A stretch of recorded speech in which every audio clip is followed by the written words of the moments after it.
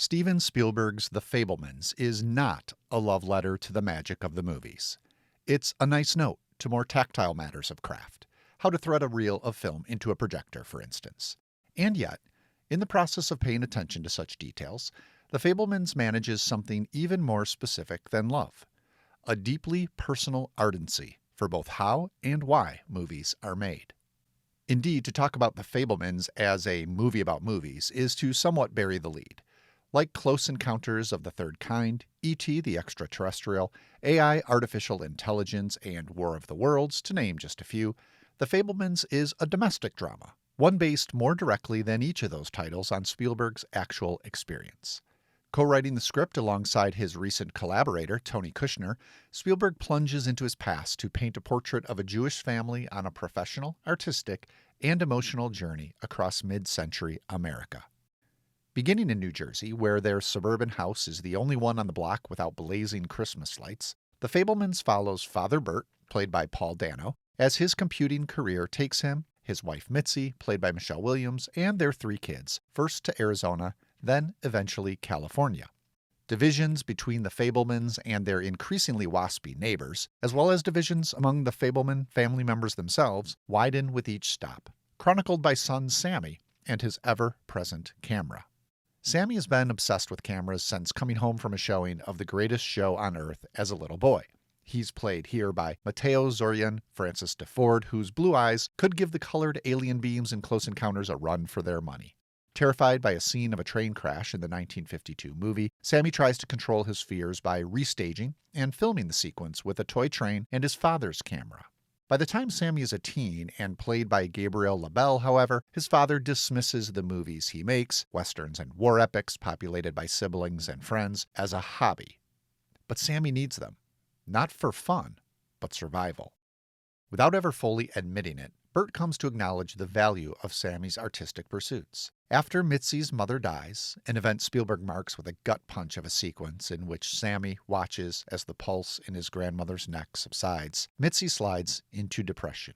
Where does Bert turn? To his son, imploring Sammy to make a movie from the footage Sammy took on a recent family camping trip. Instinctively, he knows Sammy's art will raise Mitzi's spirits. Sammy's construction of that home movie is the Fabelmans' bravura sequence, a masterclass in cinematic storytelling by way of editing and image selection. As we watch Sammy in his bedroom closely inspect the images he captured on an editing machine, Spielberg cuts away to Mitzi playing a classical piece on the piano downstairs. Then there are also shots of Bert in the same room as the piano, blissfully swaying to the music as he attends to paperwork. It's a multifaceted composition of domestic contentment that takes a turn when Sammy notices something in one of his frames. Suspense builds, the parallel editing among the 3 family members increases, and the cameras, Spielberg's and Sammy's simultaneously, reveal something that can't be unseen or undone. If that makes it sound as if The Fabelmans takes a turn toward tragedy, I should also point out that this might be Spielberg's funniest film. Yes, funnier than 1941. There are moments of levity in the family dynamics throughout, as well as a riotous section in which Sammy, now in California, negotiates being Jewish in a bizarrely Christian subculture.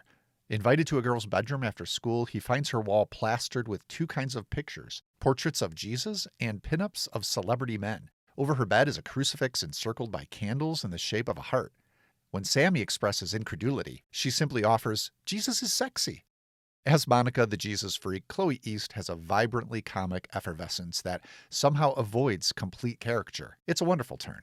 LaBelle as Sammy is a generous presence opposite her, as well as in every scene he's in. He manages to evoke the demeanor of an observer, in other words, that of an aspiring filmmaker, while still being compelling enough as an individual to convince us to invest our attention in him. Dano and Williams provide sturdy support in the parental parts, even as the domestic lives of the characters they play begin to slip through those characters' fingers. If The Fabelmans is a family portrait, it's also something of a confession about letting the family down. Just as Bert and Mitzi, in different ways, make choices that sacrifice the Fabelman unit, so does Sammy, especially as filmmaking becomes a priority in his life. During a moment of family crisis, Sammy imagines himself filming the scene with his camera. An act of disassociation, perhaps, but also a hint that he recognizes this as good material. At one crucial point, Mitzi tells her son, "You don't owe anyone your life." If that's true, does it mean a shared life isn't possible? Especially for those who have a passionate hobby of some kind. The Fabelmans doesn't answer that question, at least for us in the audience. But for Sammy, and perhaps for Spielberg, the need to make movies can't be suppressed. The boy heads to Hollywood, where the Fabelmans finds a perfect and quite funny ending that I don't dare spoil. Suffice it to say, the finale has little to do with fulfilling a dream and more to do with where to place the horizon within the frame. You know, those details from which movie magic is made.